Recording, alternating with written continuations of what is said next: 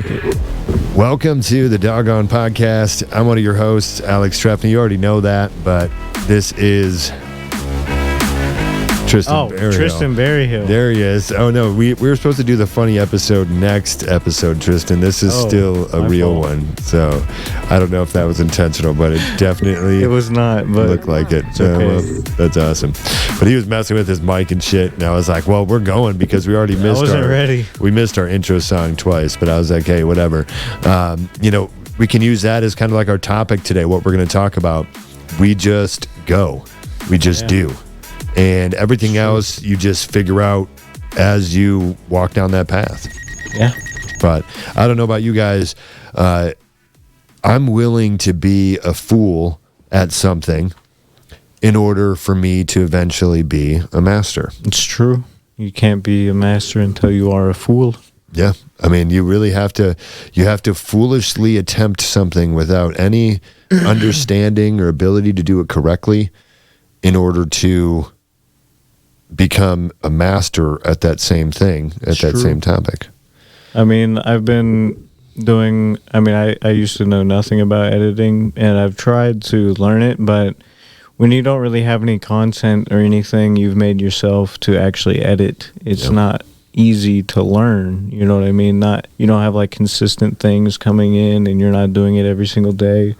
So it's not something you can learn very well, but, I feel like I've been building that skill up and starting to understand the technology behind it a little bit more, and it's just, I don't know, it's cool. Yeah, no, I mean, that's definitely something to be proud of. I tried to learn as much as I could with editing, and I was just burned out by it. But I mean, I'm pretty dangerous in a lot of different editing platforms. Right. But I'm starting to gain like more of a passion for it. Like I kind of enjoy it. There you go. So there you go. Kind of cool. That is awesome. So you could start reading different books about like, different theory of editing and, different styles and things to look for. Right. And, that would be neat. Yeah. I mean, that might be a good idea just because then you'd be able to, really have like a technical eye for it too. Like that's true. That'd be cool. And then when people would, see your, your type of stuff, like you'd put out some type of, short film that you created for Doggone, and it would be like, would lose their shit. You know what I mean? I don't know. I've always had like a passion for like creating something. Like I wanted to make beats at one point, but I just suck with it. Yeah, but I'm down with that. I wish I could make beats as well. I've tried. I don't understand. So hard. And there's so much like different terminology. So many different little tiny eensy beensy little things that you have to focus on in it. And it's not like you can even get that from listening to a song. Right. You have to really know how to make a beat. I feel like I'm better off being like doom, doom, doom. Like after I opened up like all that software, like I have so much respect for the people who do it. Oh yeah, 100%. Can't do it. I mean, I've tried to make up beats before. And like when I hear a good beat, I'm like, man, they must have put a lot of effort into that shit. Respect. But no, dude, I've seen a lot of them be like, boom, boom, boom, and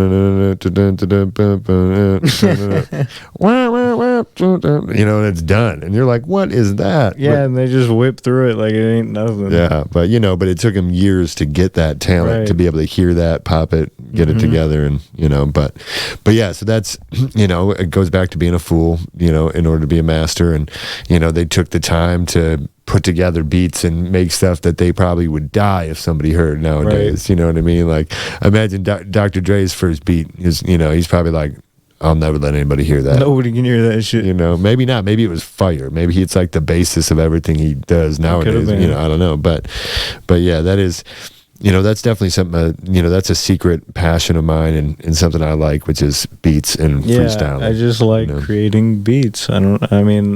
I'm really bad at it, but it's just a cool process. Once we get 1,000 TikTok followers, I'll even do like a Friday or Saturday night like Friday night freestyle session for Doggone. And then people were like, what? But you'll be able to give me a few words, and I'll tear through it. There you go. You'd be surprised. You'd be surprised. But yeah, we're trying something new today. We're doing this on my lap and seeing if it works better. So far, I like it. It gives me more control over What's going on? Yeah, and I can adjust things if I need to. And I don't know. I enjoy it. I might get a small table. At the same time, I don't want a table all in front of my legs. I'd rather just like have this. It's not that big of a deal, I think. So Right. I'm probably just going to run with it. Nobody looks at my lap when we edit this thing. You know, That's true. I mean, it could be one right here or something, but then it would block all of this. Yeah, we'd have to get a longer cord for the audio. Well, no, because I could have it spun around like this. True. Yeah, I mean, I'll look at a few options. We'll see. But yeah, I mean, ultimately, we just move, we just go, we just take action, and then we're like, that didn't work, that worked.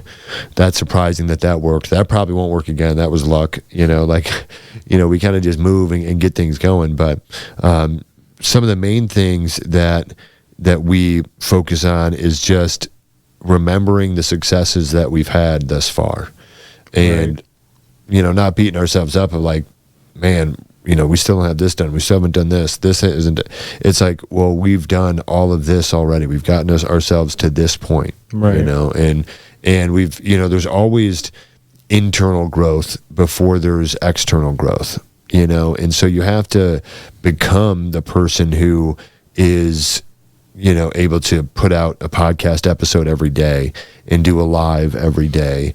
And a Facebook post and 3 TikToks, and you have to you have to turn into that Gary V crackhead, just like I post 14 times a day. Last time, like whatever you got to do, like I don't think we're ever going to get to that point, but we were talking about it the other day, like we could just go nonstop. Like we could just do that. We could just be like, how hard can we push ourselves? Right. And there's a limit to it, but like it's the story of the goose and the golden egg, the PC and the P balance, basically having a balance between, the ability to produce and what is produced, or the golden egg and the goose that lays it. Right. And so like, if you work yourself to the bone day in and day out and you don't take care of yourself properly, then you're going to burn out the goose that's laying the golden egg, that's making the money, that's getting you paid, that's having the ideas. You're not going to produce much. Then you're not going to produce anything. If you burn it out, if you die, But so it's like there is a balance to it. But at the same time, if you spend all the time trying to take care of the goose, and no time, selling the golden eggs, you're not going to have any money to pay for anything. You're not going to have the ability to do anything. So there is that balance between the goose and the golden egg. And one of the things that I have personally focused on in my life is like, yeah, okay, I want to get a lot done. I want to do a lot. What's the best way I can take care of my body, my mind, my soul, and my emotional state, so that I am like warrior level or world changer level, to where I can do this impossible 12-hour day and be okay and not burn myself out, not be upset, actually be better and in more control. And that's what led me down my warrior routine and developing the morning routine that I have. It's just because it highlights every individual area that you need, that it's like every time you have a breakdown in life, like something pisses you off or upsets you, or you're worried about something or whatever it is, if you just address all those points before they happen, then you won't have any issues in life. And so that's kind of what my routine focuses on, is addressing every aspect. And it doesn't mean like you foresee every problem or everything, but you're consciously prepared for issues that can arise or what could happen. Yeah.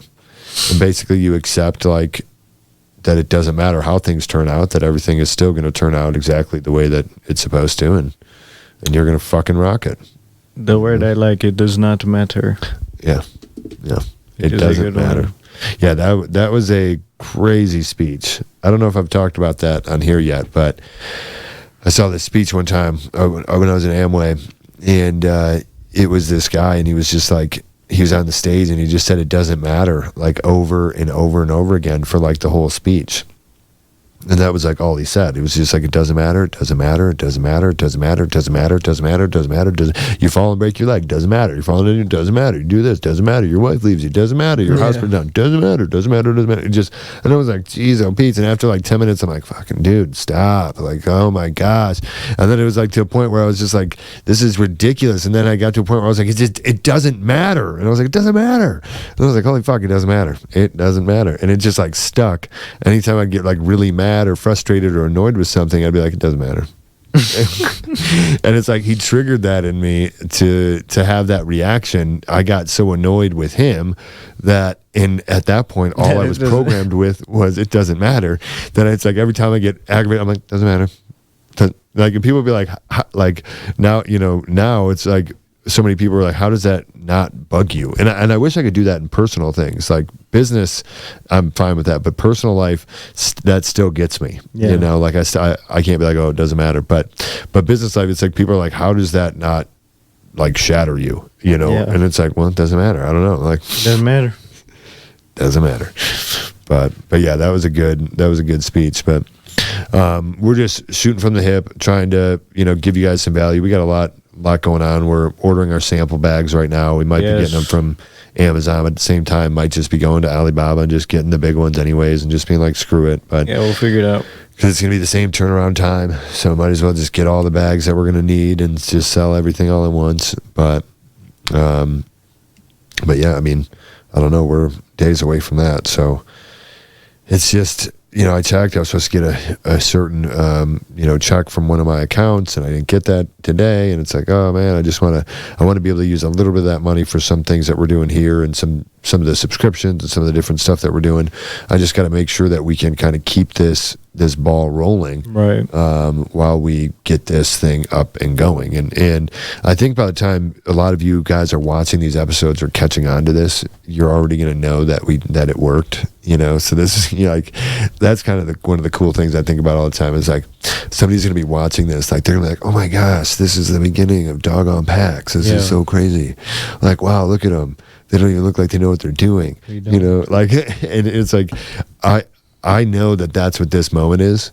So, these episodes, as goofy and stupid and, pointless as a lot of them seem, for me, they're really important because I know that they're going to be the stepping stones. Well, they're going to be, a reflection of what we were trying to show people, that you can just decide to do something and do it and teach yourself how to do it and learn the skills you need to do it, whether it's editing, whether it's, third party or multi-channel fulfillment, or whether it's, labeling requirements, or whatever it is, you can teach yourself anything and do it.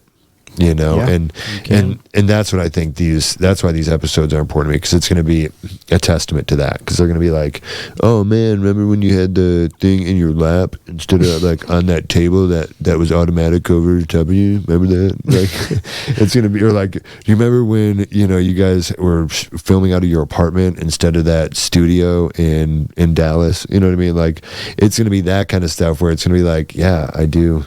Actually, I'd probably want to use Denison. There's a recording studio on Main Street in Denison. Oh, really? Yeah, this guy Bubba. If you need to buy a house, gosh, Shanda will kill me. But if you need to buy a house, you need to go to this guy Bubba. He's pretty influential in the Denison area, especially. So if you're looking in that area, he can most likely help you out. But he's got connections into a podcast studio right there as well. And we might start doing ours there. In the future, but who knows? It'd be cool. But yeah, so just keep tuning in, and you'll see as the growth comes. You'll see as it happens. I'm sore as heck today. Today I'm focusing on Master the Difficult, and I wrote that last night as my focus for today because yesterday was deadlift day. It's like leg and back day mixed in one, and man, I am feeling it today. I felt it on my morning run.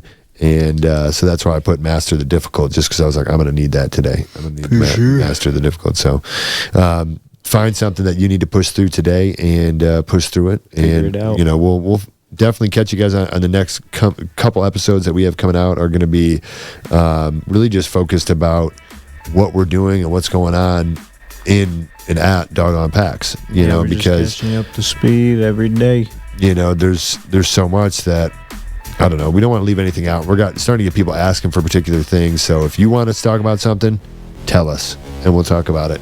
We'll go in depth, whatever you want, whatever topic you're looking for. You know, we want to know what you want to hear. For sure. So we'll see you on the next one. Yeah.